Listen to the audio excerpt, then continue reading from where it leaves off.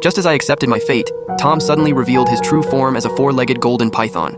Tom charged desperately toward my father and sister. "Lucy, I'll hold them off, go!" I stared at Tom in shock. An ordinary little demon dared to fight the emperor of the divine clan. He had to be crazy. My father toyed with Tom as they fought. After barely a minute, Tom was covered in wounds and had been knocked back to his original form. If he hadn't been my partner, he would have been gravely injured by my father's very first move.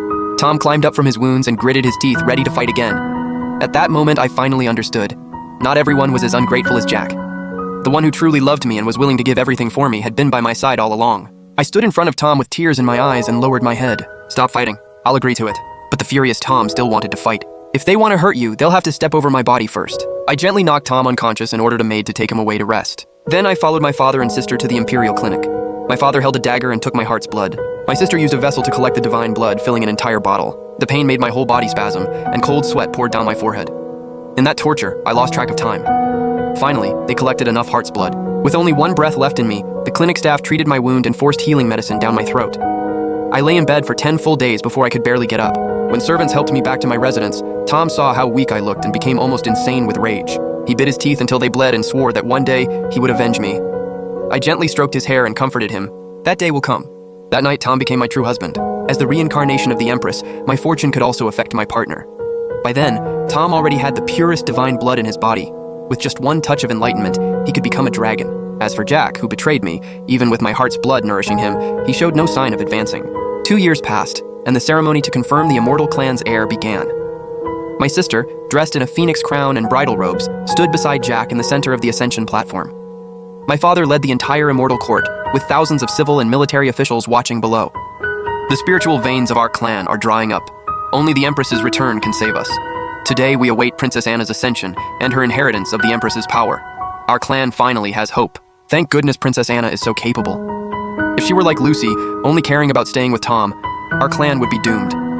As a princess, Lucy has no ambition. She truly disgraces the royal family. The crowd's comments were harsh, but I stayed calm as if I heard nothing.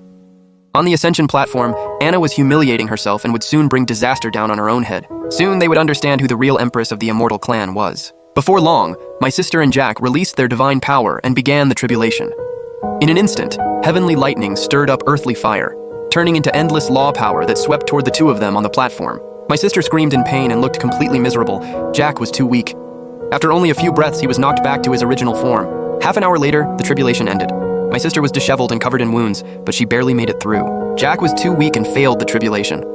He lay on the platform, barely alive, staring at me with regret and resentment. In my last life, Jack stood beside me and directly transformed into a 9-tailed fox during the tribulation, passing it easily.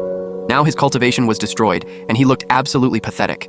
I smiled faintly and mouthed 2 words to him, "Serves you right." Anna, who had survived the tribulation, glanced at Jack with contempt. "Stop playing dead. Once I inherit the Empress's power, I'll save your life." Jack dragged his injured leg and crawled off the Ascension platform. As he passed me, he still tried to save face. "Lucy, don't get smug. Once Anna inherits the Empress's power, I can still become a 9-tailed fox and stand with her at the top of the immortal world." Tom kicked him and sent him flying several yards away. My father said with relief, "Anna, since you've already become immortal, hurry and inherit the Empress's power. Our countless ancestors have waited far too long for this moment." All the ministers shouted together, "Princess Anna, inherit the power and take the Empress's throne."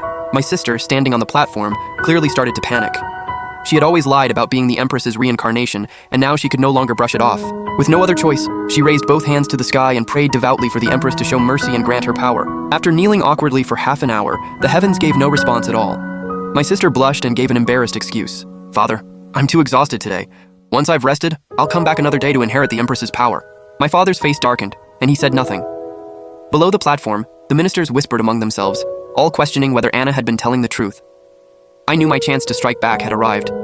I took Tom's hand and walked quickly to the center of the Ascension platform. Anna frowned and scolded me like she always did. "Lucy, what are you doing here? Stop embarrassing yourself with your snake. Get down!"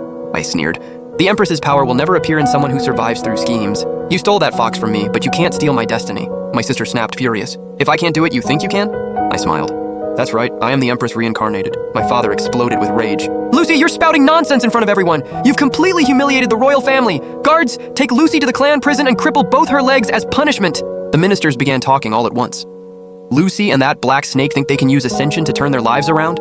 Dream on. One lightning strike, and they'll both lose all their cultivation. Lucy will do anything for attention."